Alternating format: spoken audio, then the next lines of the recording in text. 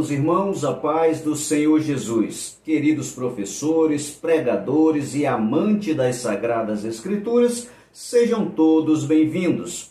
Hoje estaremos estudando mais um assunto acerca dos textos da Bíblia Sagrada. Vamos ao nosso comentário.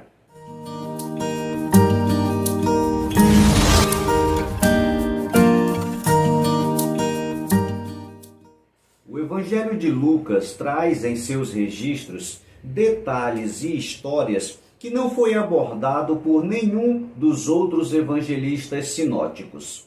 Ocorre que esta riqueza de detalhes, essas informações singulares do Evangelho de Lucas, faz este livro ser conhecido como um evangelho de louvor, o Evangelho do Espírito Santo e também um evangelho de contrastes. E é dentro destes três aspectos que estudaremos o Evangelho de Lucas. Lucas, o Evangelho do Louvor. Este é o primeiro aspecto que estaremos estudando acerca do Evangelho de Lucas. O louvor é um complemento da poesia da Bíblia Sagrada. Se somarmos todos os poemas, ações de graça e louvores da Bíblia Sagrada, nós chegamos ao incrível número de 25% do texto da Bíblia. Este número é um número a se considerar. O Antigo Testamento, por exemplo, tem uma divisão inteira chamada de livros poéticos. Já o Novo Testamento tem no Evangelho de Lucas o seu representante como um livro poético da Nova Aliança. O Evangelho de Louvor. Na riqueza dos seus detalhes, o evangelista Lucas distingue sua narrativa inserindo 4 louvores de gratidão e honra ao nosso Deus. Nenhum outro evangelista, Mateus, Marcos e João, registra qualquer louvor. Os louvores registrados no Evangelho de Lucas são os 4 que nós temos abaixo. O primeiro, o Cântico de Maria, Lucas, capítulo 1, do verso 46 ao 55. 2. O Cântico de Zacarias, Lucas, capítulo 1, versos 68 a 79. O 3 é o Cântico dos Anjos, Lucas, capítulo 2, verso 13 e 14. E o 4, o Cântico de Simeão, Lucas, capítulo 2, do verso 28 ao 32. Na sequência, vamos estar verificando detalhes de forma resumida de cada um destes louvores. O primeiro cântico é o Cântico de Maria. Quando Maria visita Isabel, esta está no 6º mês de gestação. Quando Maria saúda Isabel, a criança que está no seu ventre dá um salto de alegria e Isabel é cheia do Espírito Santo. A reação de Maria a este acontecimento é que ela produziu um dos mais belos louvores da Bíblia Sagrada, registrado pelo evangelista Lucas. O Cântico de Maria está registrado em Lucas, capítulo 1, do verso 46 ao 55. Faço a sugestão aos meus irmãos que com muita calma possam realizar esta leitura. Porém, para ganharmos tempo em nosso comentário, nós apenas iremos fazer alguns comentários acerca do texto. A primeira lição que extraímos do Cântico de Maria é que a adoração deve envolver o homem por inteiro. O ato de abrir a boca e cantar já revela para nós que o corpo está envolvido na adoração. E o Cântico de Maria nos mostra que, além do corpo, a alma também deve estar envolvida. Maria diz: a minha alma engrandece ao Senhor.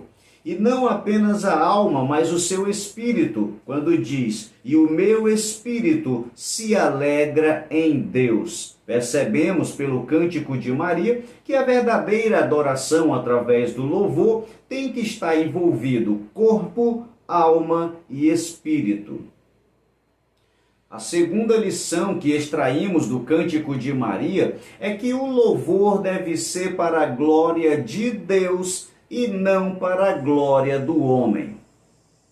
Perceba o que diz o texto: porque atentou para a baixeza da sua serva. Esta é a humilhação de Maria perante Deus. E também ela faz o reconhecimento dos atributos e da natureza de Deus. No texto ela reconhece Deus como Deus, meu Salvador, o poderoso, santo é o seu nome, misericordioso, valoroso. E a sequência do cântico de Maria revela o agir de Deus contra e a favor do homem e também do seu povo Israel. Dividimos o cântico de Maria em duas partes, como os irmãos podem perceber. A primeira parte, do verso 46 ao 50, mostra o que no presente Deus está fazendo por Maria. Já na segunda parte, do verso 51 a 55, mostra o que no passado Deus fez pelo seu povo Israel. Portanto, meus amados irmãos, Maria está louvando ao Senhor pelo que Ele fez e por aquilo que Ele continua fazendo. O segundo cântico no livro de Lucas é o cântico de Zacarias. O evangelista Lucas testifica acerca de Zacarias e sua esposa Isabel, dizendo que ambos eram justos e irrepreensíveis. Porém, eles não tinham filhos, eram idosos e Isabel era estéril. A Bíblia Sagrada diz que o anjo Gabriel aparece para Zacarias e lhe promete um filho. Zacarias de imediato não creu, porém o anjo lhe deixou mudo como consequência da sua falta de fé. Quando o menino nasceu e já estava no seu 8º dia, foi levado para a circuncisão. Quando naquele dia perguntaram a Zacarias qual seria o nome da criança, ele pegou uma tábua e escreveu na tábua dizendo que o seu nome seria João. De imediato, a sua boca abriu, a sua língua se soltou, ele foi cheio do Espírito Santo e começou a profetizar. A mensagem da sua profecia é o cântico de Zacarias. Temos aí um trecho do cântico de Zacarias. E tu, ó menino, serás chamado profeta do Altíssimo, porque hás de ir ante a face do Senhor e preparar os seus caminhos, para dar ao seu povo conhecimento da salvação na remissão de seus pecados. Lucas, capítulo 1, versos 76 e 77. Como podemos observar facilmente no texto, o cântico de Zacarias é um pai profetizando sobre o seu filho. Tiramos daqui uma importante lição que nós, como pais, devemos também profetizar bênçãos sobre os nossos filhos. O cântico de Zacarias é conhecido como o cântico da esperança. Quem profetiza sobre os seus filhos crê e espera que estas profecias se cumpram. Por isso, meus irmãos, abracemos os nossos filhos e profetizemos palavras de bênçãos sobre a vida deles. Ensine o seu filho a pedir bênção pai e bênção mãe e abençoe o seu filho. Quando o seu filho estiver dormindo na cama ou na rede, onde quer que ele durma, coloque a mão sobre o seu filho e abençoe ele. Abençoe para que cresça e seja uma pessoa honesta, trabalhadora e que possa trazer orgulho aos seus pais. Profetize sobre a vida do seu filho, que ele cresça e possa ser um profissional por excelência, e que além de um bom profissional possa também ser um instrumento na mão de Deus, que ele seja um pastor, um evangelista, um missionário, seja um homem cheio do Espírito e usado pelo nosso Deus. Abençoe também o futuro casamento dos seus filhos. Abençoe o cônjuge com quem ele há de dividir a vida. Meus irmãos, fato é, nós os pais temos a responsabilidade de educar, mas também temos o poder de profetizar. Então profetizemos coisas boas sobre os nossos filhos. O terceiro cântico no Evangelho de Lucas é o Cântico dos Anjos. O louvor é um instrumento de adoração tão excelente que até mesmo os anjos utilizam deste instrumento para engrandecer a Deus. O Cântico dos Anjos.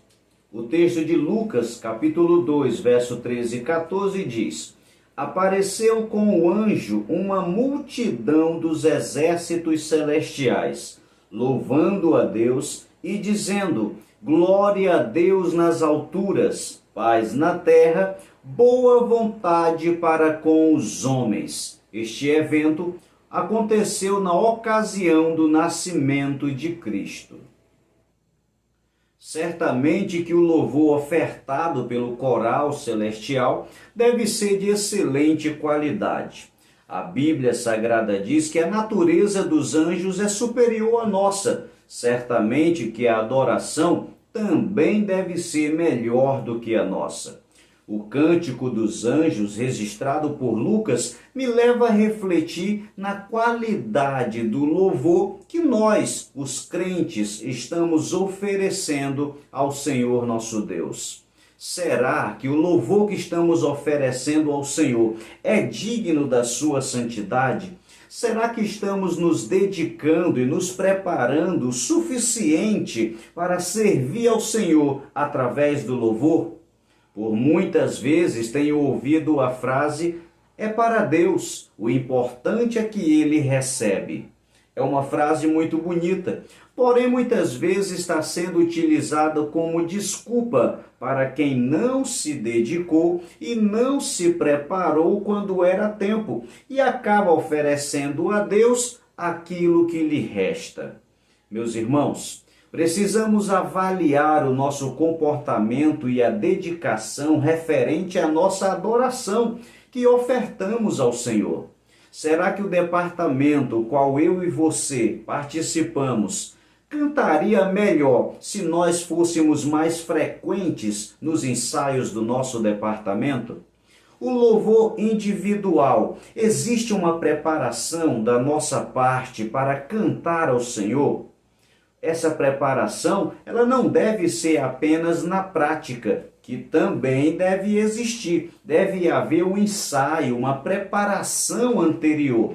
Porém, também deve haver uma preparação espiritual, pois quem canta na igreja está guiando a adoração naquele momento. Então precisa orar, precisa consagrar, precisa jejuar. Porque não é apenas os pregadores que precisam pagar o preço para ser utilizado como instrumento de Deus na casa do Senhor. Os hinos da harpa. Será que você canta os hinos da harpa apenas porque não se preparou com outro louvor? E na falta de preparo, o hino da harpa é a sua melhor escolha? Precisamos rever este conceito. Meus irmãos, concluindo, quero dizer o seguinte: Deus recebe um louvor perfeito dos seus santos anjos. Talvez ele não receba qualquer louvor ofertado pelo ser humano. Falaremos agora sobre o Cântico de Simeão. Para que se cumprisse a lei de Moisés, pegaram o menino Jesus e levaram ao templo para que fosse apresentado. Chegando lá, encontraram um homem chamado Simeão. A Bíblia diz que ele era justo, temente a Deus e cheio do Espírito Santo. Simeão pega o menino Jesus nos seus braços e faz um lindo cântico de adoração ao Senhor. O cântico de Simeão. Agora, Senhor, despede em paz o teu servo, segundo a tua palavra, pois já os meus olhos viram a tua salvação, a qual tu preparaste perante a face de todos os povos, luz para iluminar as nações e para a glória de teu povo Israel. Lucas capítulo 2, do versículo 29 ao 32. Simeão louvou o Senhor pelo cumprimento das profecias dos antigos profetas que estava na sua mão. Simeão louvou ao Senhor porque uma profecia feita individualmente para ele estava se cumprindo naquele dia. Ele não morreria antes de ver o Messias. Esta promessa estava cumprindo-se em suas mãos. Simeão estava louvando ao Senhor porque o desejo de morar com Deus estava mais perto da realidade. Meus irmãos, Simeão tinha muitas razões para louvar ao Senhor. Por isso ele escolhe belíssimas palavras para expressar a alegria daquele momento. E também utiliza-se de belas palavras para poder expressar a esperança que ele tinha através do menino Jesus. O nosso irmão Simeão louvou ao Senhor no templo. Paulo louvou a Deus numa prisão. O nosso profeta Eliseu pediu música para orar. Davi entrou em Jerusalém cantando e pulando. Miriam cantou e dançou na presença de Deus. Nós percebemos por estes textos que, dependendo do momento que estamos vivendo, o ritmo, as nossas ações, a letra do louvor pode ser diferenciada, dependendo da circunstância que estamos vivendo. Agora, uma coisa precisamos ter em mente: independente do momento, o louvor será sempre e exclusivamente para o Senhor nosso Deus, que é digno de todo louvor. Lembremos que nós louvamos ao Senhor pelo que Ele fez, pelo que Ele faz e pelo que Ele ainda vai fazer. Mas, acima de tudo, louvamos ao Senhor pelo que Ele é. Vamos falar agora sobre o segundo aspecto deste evangelho. Lucas, o evangelho do Espírito Santo. Meus irmãos, os escritores canônicos não economizaram referências para confirmar para nós a ação do Espírito Santo entre nós. E quando falamos especificamente do escritor Lucas, os seus dois livros, Atos e Lucas, são importantes tesouros bibliográficos acerca do tema da vida e obra do Espírito Santo.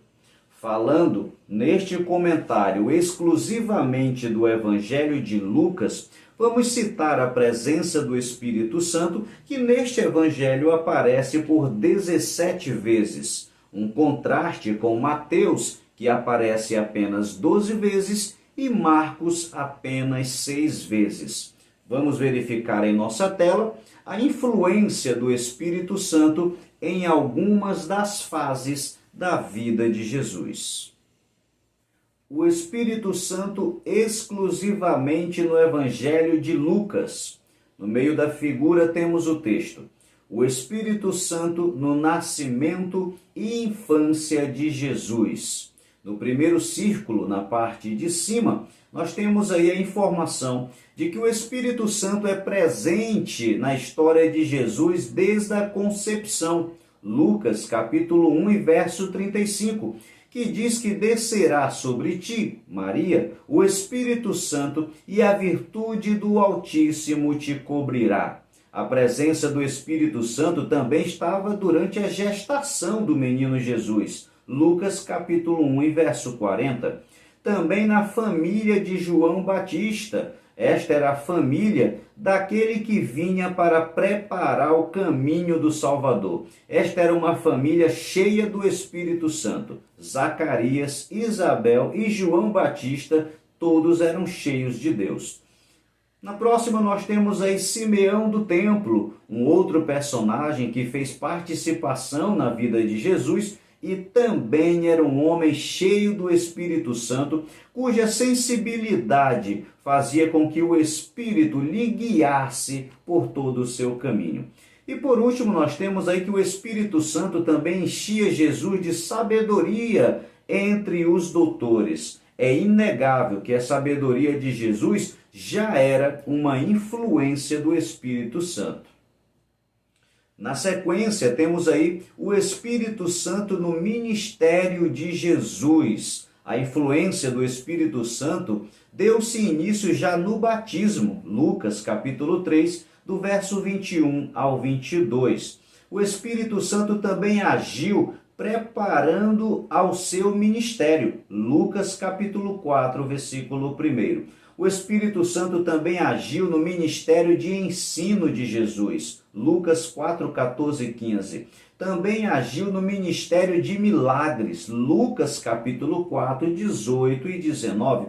E por último temos aí que o Espírito Santo ainda foi prometido por Jesus para todos os seus discípulos, Lucas capítulo 11 e versículo 13 e capítulo 24 e verso 49. Meus irmãos, o personagem principal do Evangelho de Lucas não é o Espírito Santo, mas é o nosso Senhor Jesus de Nazaré. Mas Lucas registra com muito zelo e cuidado que toda a vida ministerial de Jesus foi influenciada pela pessoa bendita do Espírito Santo. O evangelista Lucas está mostrando para nós que o desenvolvimento do reino de Deus aqui na terra depende da pessoa do Espírito Santo. E por isso, no seu último capítulo, ele registra para nós a promessa de Jesus de enviar o Espírito Santo a todos nós, os discípulos do Senhor Jesus. O que Lucas sabia e deixou registrado para nós é que sem o Espírito Santo é impossível realizar a obra de Deus aqui na terra. Por isso, meus irmãos, precisamos buscar a presença do Espírito para ganharmos o mundo e desenvolver o reino de Deus. A partir de agora, vamos estar estudando o terceiro aspecto deste evangelho. Lucas, o evangelho do contraste. Meus irmãos, vamos estar verificando no livro de Lucas que nós temos algumas parábolas e histórias que podemos avaliar comportamentos diferentes por pessoas que viveram situações semelhantes. Por causa do tempo, nós vamos estar vendo apenas um exemplo de cada uma das histórias que foram registradas exclusivamente por Lucas. Acompanhe na sua tela. Lucas, o Evangelho dos Contrastes. Temos aí a primeira história, a pecadora que ungiu os pés de Jesus, Lucas capítulo 7. O contraste, a mulher pecadora e o fariseu.